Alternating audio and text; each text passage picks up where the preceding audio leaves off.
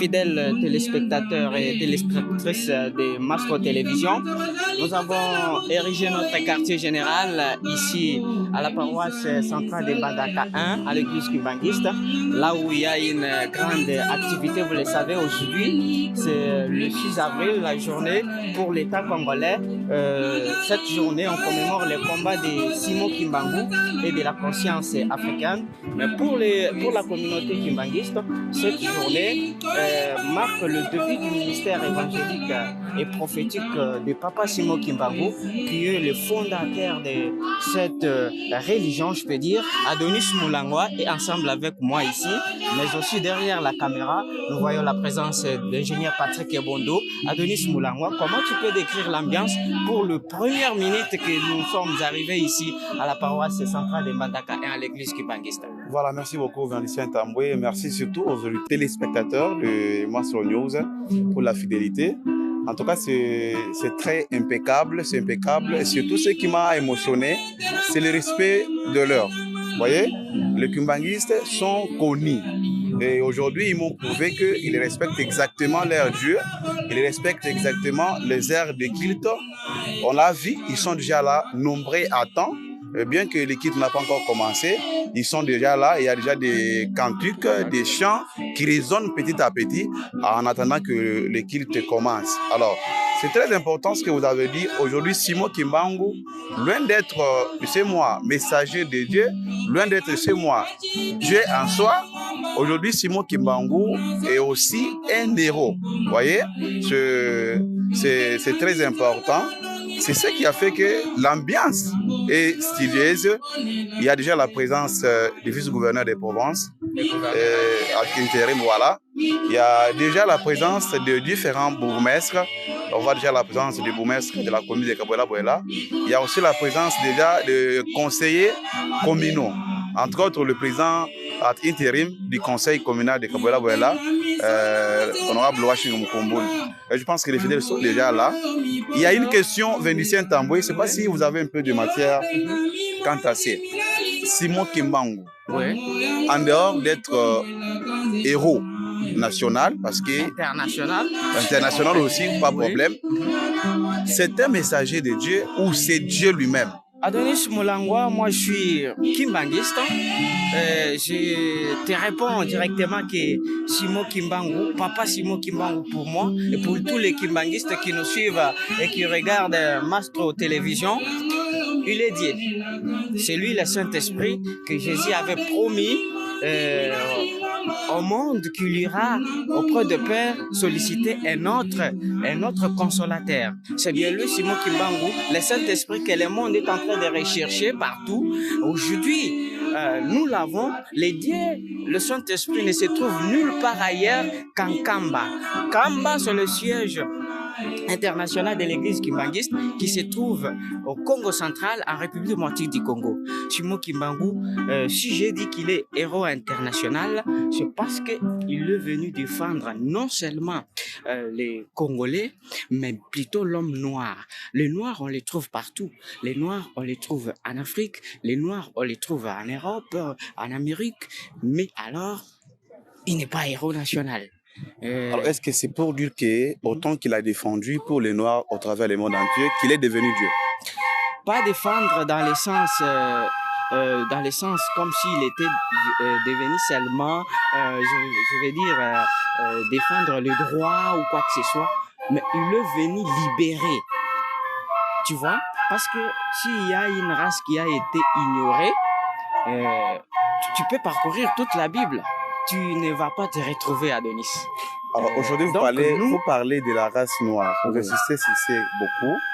Alors, s'il est Dieu, il est Dieu des Noirs seulement ou Dieu de l'univers, le Dieu que tout le monde connaît? Le Saint-Esprit, qui est Papa Simon Kimbangu, est Dieu pour tout le monde. Tu vois? Dieu n'a pas de race, comme tu le sais, mais il prend forme ou bien il s'incarne dans un corps pour descendre sur terre. S'il a été en Israël, aujourd'hui, il est en Kamba. Ça, je te le confirme. Comment expliquer qu'un humain, quelqu'un qui a de la chair, peut être Saint-Esprit comme vous l'affirmez ici? Et Saint-Esprit dans le sens de différencier les deux termes, hein. La force du Saint-Esprit et le paraclet qui est une troisième personne de la Sainte Trinité, de la divinité. Donc, pour nous les kibanglistes, Saint-Esprit, c'est pas une force du Saint-Esprit. Donc, Saint-Esprit, c'est une personne de la divinité ou de la Trinité. Je peux vous le confirmer. Là, je vous espère qu'on va revenir là-dessus, mais le temps pour nous de décrire d'abord l'ambiance qui se déroule, parce que pour le moment, vous entendez déjà, il s'agit du groupe flûtiste qui est en train d'agrémenter. C'est le tour des chants. Le tour des chants pour, je crois, le premier tour, si je ne m'abuse pas. Le premier tour, il y en aura deuxième après la lecture, après la deuxième lecture. On peut décrire d'abord l'ambiance. Pour ce qui concerne l'histoire de notre originalité, de notre identité, nous allons y revenir. Voilà, l'ambiance, je pense que l'ambiance est sidieuse comme on l'a dit. Ils sont déjà là, les fidèles kimbanguistes, ils sont très bien assis, très propres aussi, surtout en uniforme. C'est encore la deuxième des choses qui m'a toujours touché pour le kimbanguiste. Les kimbanguistes, lorsqu'ils se présentent devant leur Dieu, Papa Simon Kimbangu, comme il le souhaite, ils ont toujours été en uniforme. Alors, vous voulez que je ne pose pas de questions, mais cet uniforme, c'est une contrainte ou quoi? Bon, je peux dire que c'est pas du tout une contrainte, mais une universalité. Donc ça veut dire, pour identifier les kimbanguistes, lorsqu'ils prient, ils doivent se vêtir en blanc et vert. Donc vert et blanc, c'est ça le symbole de leur originalité. Et vous voyez que partout, si vous voyez les groupes, les fidèles, ils sont assis partout, vous allez trouver qu'ils sont propres. Et cet uniforme, tout ce que vous voyez ici, je peux vous confirmer que rien n'est charnel. Tout est inspiré. Donc c'est de l'inspiration ici. J'espère que l'ingénieur derrière la caméra va nous permettre un tout petit peu de faire la tour et on va essayer de tourner dans certains groupes où je vais vous expliquer il s'agit de tel groupe et c'est quoi les rôles ou c'est quoi ce que ces groupes apportent ou alors le mythique qui cache chacun de ces groupes qui se trouve au sein de cette église. Voilà, comme on est en train de décrire l'ambiance et ce qui se passe déjà, nous remarquons aussi en dehors d'autres en uniforme, ils sont toujours pieds nus. Quand même en chaussettes, je sais pas, c'est toujours une coutume. Voilà, c'est très important. Les autorités sont déjà là. On peut essayer de sonner. Déjà, il y a une chorale qui chante déjà un peu. La musique kimbanguiste que je connais longtemps, que je connais depuis longtemps. Cette fois-ci, c'est quelle chorale? J'ai toujours aimé sa façon de chanter, les rythmes et consorts. C'est d'ailleurs cette chorale, si je ne m'abuse pas, qui sort beaucoup de fois quand il y a des manifestations. C'est quelle chorale, non? Bon, Manis Moulangwa, ici, il faut toujours différencier au sein de l'église kimbanguiste. Il y a des chorales et des groupes. Parce que la chorale, ça donne l'image des choristes qui peuvent chanter uniquement avec la voix, comme on l'a constaté avec Koreki, Jefeki, dirigeant et consort. Ici, il s'agit d'un groupe de la fanfare kimbanguiste. Donc, c'est parmi les groupes qui incarnent le pouvoir de Papa Simon Kimbangu, parce que la manière dont il chante, je peux te dire que c'est comme ça que les anges chantent au ciel à donner sur la voix. C'est une inspiration. Je peux vous dire que cette fanfare, tellement qu'elle incarne le pouvoir de Papa Simon Kimbangu, même dans des moments où il faut chasser le diable, il fallait qu'on exécute avec, parce que ici, vous allez constater que c'est une musique douce, mais quand il s'agit d'utiliser des tambours, des consorts, vous verrez qu'ils vont saccager même les lieux que nous sommes ici. Même si tu dormais, tu vas te réveiller. Ça veut dire que même le diable peut aussi être chassé. Ça, il faut comprendre d'une manière spirituelle et non charnelle. Comment on va chasser le diable alors que c'est une musique instrumentale, disons, il n'y a pas de voix, alors que ce qui chasse le diable, c'est la parole, les contenus. Mais comment on va chasser le diable avec seulement ses instruments? Je t'ai dit que tout ce qu'elle chante, ce n'est pas d'une imagination créatrice, non. C'est la musique.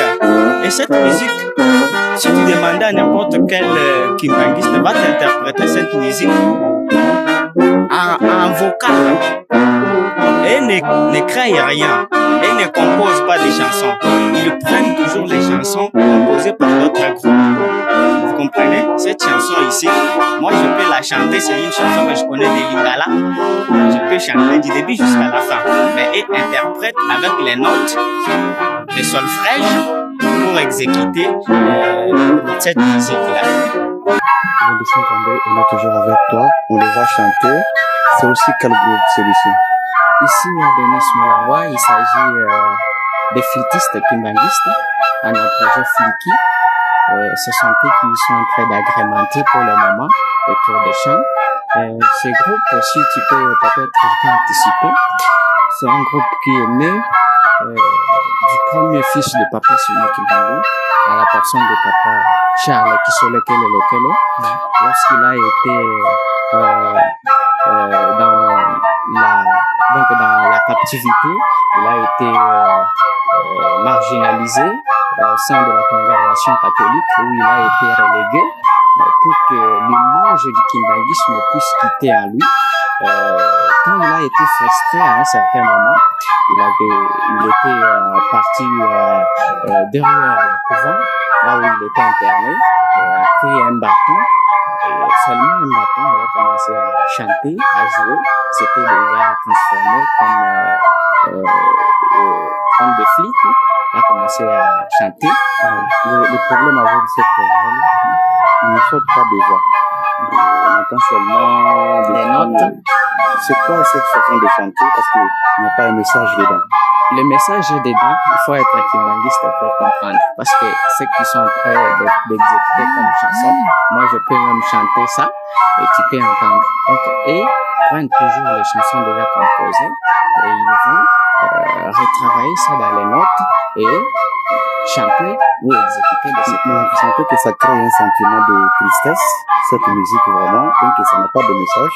Vous vous dites déceler le message, mais personnellement je ne peux pas. Mais ça donne l'impression de cantique ou des chants de tristesse. Bon, tout d'abord la musique donne d'abord donc une détente. Avec la musique, on se détend. La musique, c'est une mélodie. Seulement quand vous écoutez cette mélodie, ça vous donne déjà l'image de se retrouver à la présence de Dieu, d'être concentré, d'oublier d'abord ce qui se passe dans votre vie, d'oublier d'abord ce qui se passe en dehors, mais d'être justement concentré à la prière. Voilà, on est avec toi, on continue. De chanter. Félicien Tamboué, heureusement pour nous, vous avez de la matière. Cette fois-ci, c'est quel chorale encore? Adonis Moulangwa, question de signaler aux téléspectateurs de Mastro Télévision qu'il s'agit du groupe des artistes et accordéristes kimbangistes Gaki. Ce sont eux qui jouent tantôt avec la voix mais aussi avec les instruments comme le piano, comme tu l'as constaté. Je t'avais dit que tu vas contredire ton hypothèse, celle de dire que les kimbangistes chantent seulement avec la fanfare, mais chez nous il y a tout. Tu as retrouvé le piano, c'est peut-être une fois qu'il n'y a pas de drums, malheureusement. Les drums, c'est ce qui manque. Les drums, non, mais on a des tambours pour le flûtiste et aussi la fanfare. Donc, c'est ça le groupe qui est en train d'agrémenter pour le moment. Ils ne sont pas encore vraiment équipés, mais si vous arrivez dans d'autres agglomérations, dans d'autres entités, vous verrez qu'ils sont équipés avec des pianos, des guitares, mais aussi tout ce qui est possible là que tu connais de la musique classique, hein, je peux appeler comme ça, de la musique classique. Voilà. C'est encore quel chorale, quel groupe? sein de l'église Kimbanguiste? Il s'agit d'Adonis Moulangwa, de la chorale des dirigeants. C'est cette chorale qui utilise beaucoup les solfèges et qui distribue même d'autres chants, d'autres groupes. Quand on dit que la grande chorale des dirigeants, en lingala, on dit, ou bien au sein de l'église pluraliste, on dit à Langazembo. Donc c'est cette chorale que vous voyez qui dirige les chants au sein de l'église Kimbanguiste. Leur tenue, qu'on appelle les Zunganissa, au sein de l'église, vous voyez. En tout cas, c'est parmi les grandes chorales au sein de l'église Kimbanguiste. Même au moment de compétition entre la chorale des dirigeants et GTK, c'est là qu'on voit les vainqueurs. Oui, Adonis Moulangwa, ici il s'agit de la chorale ou du groupe théâtral Kimbanguiste GTK.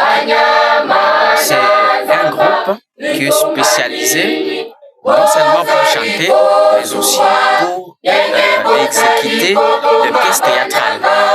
Donc, pour décrire l'histoire de tout ce qui a été fait par Papa Simon Kimbangu, tout ce qui a été fait par les Banvois là, tout ce qui est en train d'être fait par Papa Simon Kimbangu Kiangali. Donc, c'est ce groupe ici qui chante GTK, qui est spécialisé dans ça. Vous verrez que aujourd'hui, ils vont nous présenter une pièce théâtrale décrivant comment a été ce jour-là, comment Papa Simon Kimbangu avait reçu la mission du Seigneur Jésus-Christ, comment il avait commencé à opérer le premier miracle, c'était le 6 avril 1921.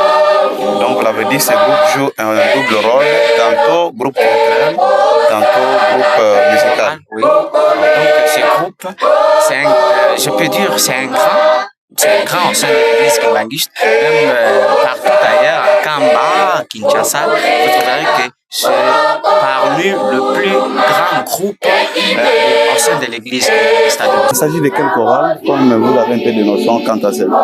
C'est pas dire que j'ai un peu de notions, mais je maîtrise tout. Adonis Moulangwa, nous sommes devant le groupe qu'on appelle Koraki.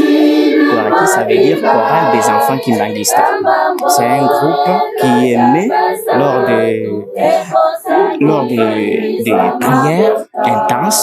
prières intenses, qui a été ordonné à tous les croyants kimbanguistes de faire la retraite.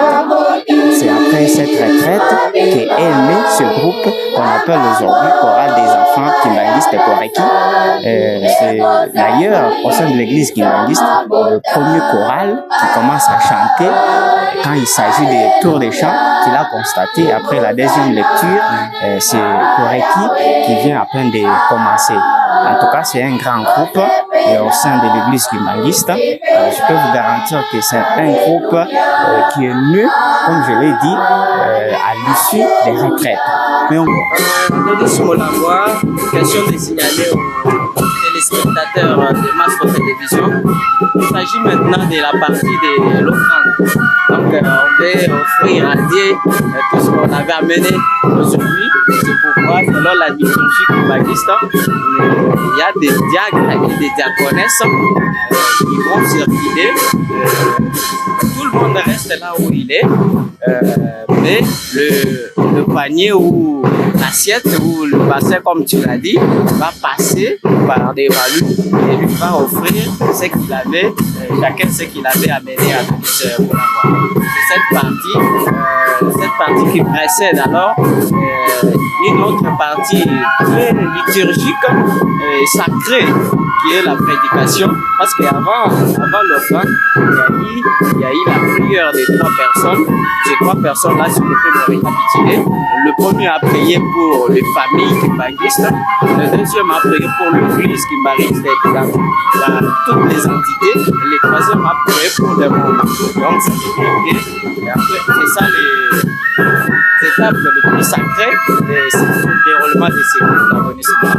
Dans sa prédication ou alors dans son sermon, le pasteur François Oloa Okonda, s'appuyant sur Luc chapitre 7, versets 12 à 14, Matthieu 4, 12 à 16 et Ephésiens chapitre 2, verset 12 à rappeler la portée plurielle de la mission de Simon Kimbangu. Sa vocation dépasse le seul cadre spirituel, elle s'inscrit également dans une dynamique politique et scientifique au service de la conscience africaine, invitant la communauté à s'inspirer cet héritage pour promouvoir la paix et la cohésion sociale. Le révérend Ramazani Mwana Kamwanga, représentant ad intérim et inspecteur provincial, a pris la parole pour appeler les autorités et les acteurs locaux à traduire en actes la reconnaissance nationale portée par le chef de l'État, Félix Tshisekedi. Au nom du gouverneur en mission, le vice-gouverneur Célestin Kayembe Tibola a, pour sa part, salué l'héritage de Simon Kimbangu et réaffirmé l'engagement de l'exécutif provincial à promouvoir les efforts pour la paix et le développement. Chers papa et maman, en honorant Papa Simon Kimbangu, nous ne regardons pas seulement le passé, nous nous engageons pour l'avenir. Un avenir fondé sur les valeurs de foi, de dignité, de justice et d'unité. Je vous encourage à continuer à être des modèles dans la société, des modèles de paix, des modèles d'intégralité, des modèles de travail et des modèles d'unité. Que votre foi demeure une lumière pour notre province et pour toute la nation. Je réaffirme ici ma disponibilité à collaborer avec toutes les confessions religieuses, y compris l'Église kimbanguiste, pour promouvoir le vivre ensemble, la cohésion sociale et le développement intégral de notre province.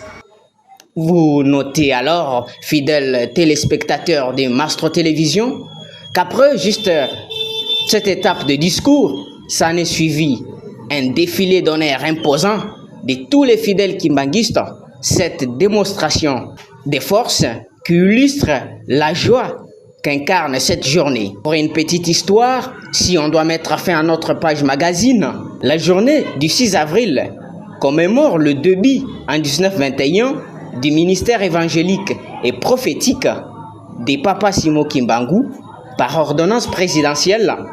Cette date a été instituée journée chômée et payée sur l'ensemble du territoire national en mémoire du combat de Papa Simon Kimbangu et en hommage à la conscience africaine qu'il a contribué à forger. Nous disons sincèrement merci à l'équipe de Mastro Télévision qui était composée de Adonis Moulangwa, Patrick Ebondo, mais aussi Junior Numbi. Nous également, Vindici Ntambwe, faisons partie de cette grande équipe. À très bientôt sur Mastro Télévision.